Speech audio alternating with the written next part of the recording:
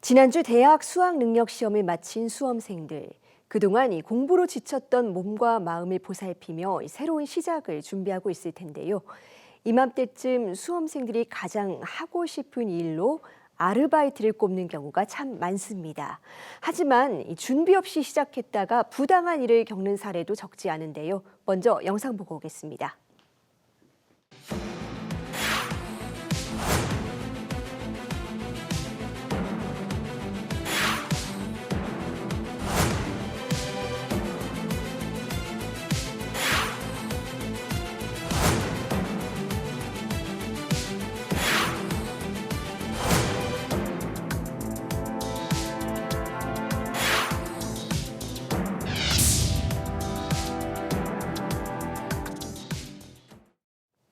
네, 공부만 하던 학생들에게 아르바이트는 참 뜻깊은 경험이지만 주의해야 될 점도 많습니다.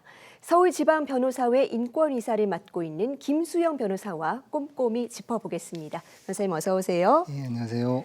네, 수능 끝나고 이 아르바이트 하고 싶어하는 이 고3 학생들이 참 많은데요. 우선 일자리 구하기 전에 해야 될 점들이 있을 것 같아요. 어떻습니까? 우선 최근 이제 캄보디아 문제가 이슈가 되면서 많이들 경각심이 좀 높아진 것 같은데요.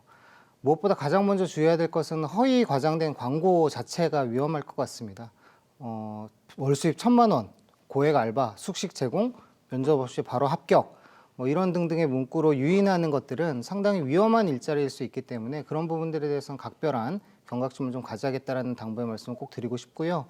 이러한 특이 사례 말고 일반론적으로 말씀드리자면 아무래도 임금 체불이 가장 많은 청소년들이 맞닥뜨리는 그런 위험일 것 같습니다. 막무가내로 주지 않는 경우도 있고요. 이른바 꺾기라 그래서 근로시간 중간에 갑자기 쉬라 그러고 임금을 뺀다든지 일찍 가라 그러고 임금을 뺀다든지 이런 경우들이 있는데요. 근로자의 의도에 무관하게 사용자의 어떤 상황 때문에 손님이 없는 시간에 일을 못하게 된 그런 부분이기 때문에 이런 경우에는 사실상 근로기준법에 따라서 휴업수당을 받아야 한다는 점도 기억해 두시면 좋을 것 같습니다. 70%로 규정되어 있는데요. 이때 기준이 되는 것은 최저임금 이상이 되어야 될 것 같습니다. 네, 일단은 최저임금 그리고 근로계약서 작성 부분도 기억을 해야 될 것 같은데요. 그렇다면 이런 권리들을 어떤 법에서 보장을 하고 있는 겁니까?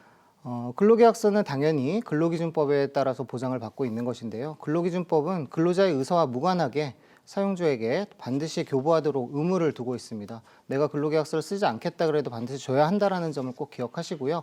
혹여 아직도 근로계약서를 주지 않으려는 그런 사업장이 있다면 근로계약서에 이것이 의무사항이라는 것을 똑부러지게 이야기할 수 있으면 좋을 것 같습니다. 네. 최저임금법 같은 경우에는 최저임금을 보장을 하고 있는데요.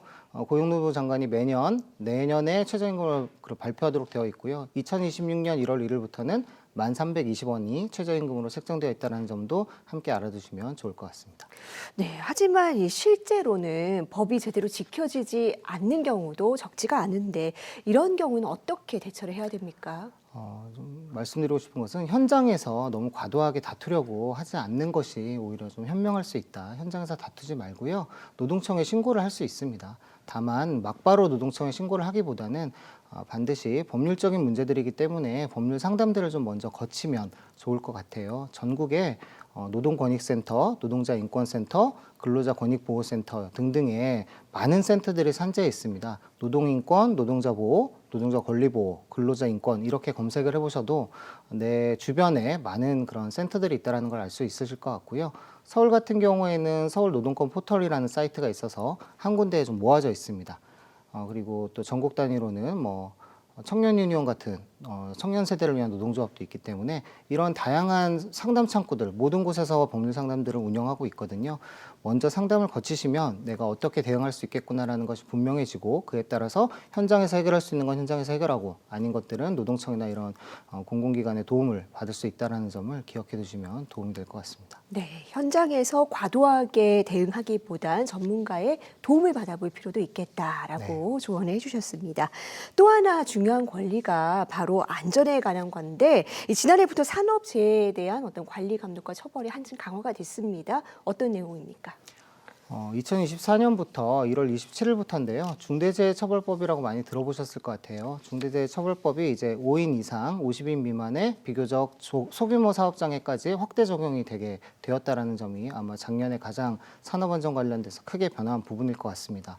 다만 우리 청소년들이 많이 일을 하게 되는 아르바이트 현장 같은 경우에는 5인 미만 사업장일 경우가 많아요. 그러면 중처법의 보호를 못 받는 거 아닌가 이런 좀 두려움이 있을 수도 있는데 걱정하지 않으셔도 되는 게 원래 일하다가 다쳤다면 무조건 산재로 보도록 산재보상보험법이 적용이 되고 있습니다. 산재제도는 일하는 모두에게 적용된다라고 이해하시면 될 것 같고요. 중처법을 굳이 앞에 말씀드린 것은 중대재해처벌법, 줄여서 중처법이라고 하는데 여기서 보호하고자, 규정하고자 하는 것들은 사업장마다 안전관리 체계, 안전관리 시스템을 구축할 것을 의무로 두고 있어요. 자그마한 일자리라고 해도 또 내가 일하는 아르바이트라고 해도 그것이 노동의 가치가 결코 낮지 않기 때문에 또한 바꿔 말해 노동의 위험이라는 것도 보다 낮지는 않습니다. 그렇기 때문에 산업안전 시스템이 잘 갖추어져 있는지 이런 부분들도 같이 점검을 해봤으면 좋겠어요.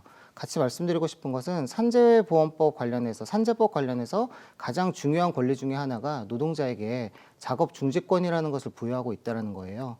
위험한 순간이면 작업을 중지할 수 있는 권한을 권리로 주고 있다는 거죠. 왜냐하면 위험성은 현장에서 일어나는 사람이 제일 잘 알기 때문이에요. 마찬가지로 아르바이트라는 경우에도 일자리에서 혹시 모를 위험들을 내가 먼저 확인할 수 있거든요. 이런 부분들을 사용자에게 이야기해서 개선할 수 있고 이렇게 좋은 일자리를 만들어갈 수 있는 노력도 함께 해볼 수 있다면 참 좋을 것 같습니다. 네.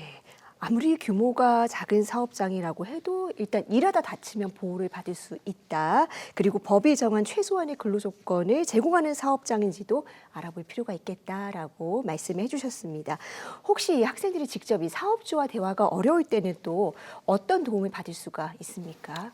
앞서 말씀드렸다시피 전국의 노동인권센터, 노동자복지센터, 노동권익센터 이런 이름들로 검색해보면 수많은 상담을 제공해주고 법률적인 조력을 해주는 기관들이 정말 많이 있습니다. 이런 부분들을 잘 몰라서 이용을 하지 않거나 귀찮아서 이용하지 않거나 아니면 좀 창피하다는 이유로 찾지 않는 경우들이 많은데 이런 부분들 다 이용하도록 되어 있기 때문에 많이들 이용을 해주셨으면 좋겠고 고용노동부가 운영하는 공식 센터도 있습니다. 청소년 근로권익센터라고 검색을 해보시면요. 고용노동부는 중앙행정기관이지 않습니까? 전국의 어느 청소년이라도 포털을 통해서 온라인을 통해서 상담을 신청할 수 있고 충실한 노동법적 상담을 받아볼 수 있다. 이런 점도 꼭 기억해 주시면 좋을 것 같습니다. 네, 종합해보면 학생이더라도 그리고 단기 계약일 경우에도 법이 정한 권리를 다 보장한다는 건데요. 혹시 우리 청소년들이 기억할 만한 판례, 중요한 것들이 있을까요? 흥미로운 법에 좀 관심이 있으면 흥미롭다고 생각하실 수도 있겠는데요. 실업자는 근로자일까 아닐까 이게 법정에서 굉장히 오랜 기간 다투어졌던 적이 있습니다. 흔히 생각하면 실업자는 당연히 직장이 없으니까 근로자가 아니지 않을까 생각할 수 있는데 우리가 노동법이라고 하면 크게 둘로 구분할 수 있거든요. 하나가 근로기준법이고 하나가 노동조합법입니다. 근기법, 노동법 이렇게 줄여 부르는데 각각의 법마다 근로자를 정의를 하고 있는데 두 법의 정의가 조금씩 달라요. 근로기준법은 사용종속관계라고 해서 특정 사업장에 종속된 관계로 일을 하고 있는 사람을 근로자라고 보는 반면에 노조법은 노동조합을 할 수 있는 권리를 보호하고자 함이기 때문에 일하고자 하는 의지가 있는 구직자 또한 근로자로 인정을 하고 있습니다. 이런 부분들을 한번 기억해 주셨으면 좋겠다고 생각한 이유는 노조법에서 이야기하고 있는 우리 법이 지키고자 하고 보호하고자 했던 것은 노동자들끼리 서로 의논하고 대화하고 교섭하고 단체로 단결할 수 있는 권리를 노동 3권이라는 이름으로 헌법으로부터 보호하고 있다는 점을 일자리를 이제 처음 노동시장에 시작하는 우리 청소년들도 기억해주고 그런 관심 있는 활동들에 관심을 좀 가져주면 좋겠다라는 바람으로 말씀드려봤습니다. 네, 우리 학생들이 사회에 내딛는 첫발, 특히 일하면서 누리는 보람이 안전하고 또 뜻깊은 순간이 되면 좋겠습니다. 네. 변호사님 오늘 말씀 여기까지 듣겠습니다. 감사합니다. 고맙습니다.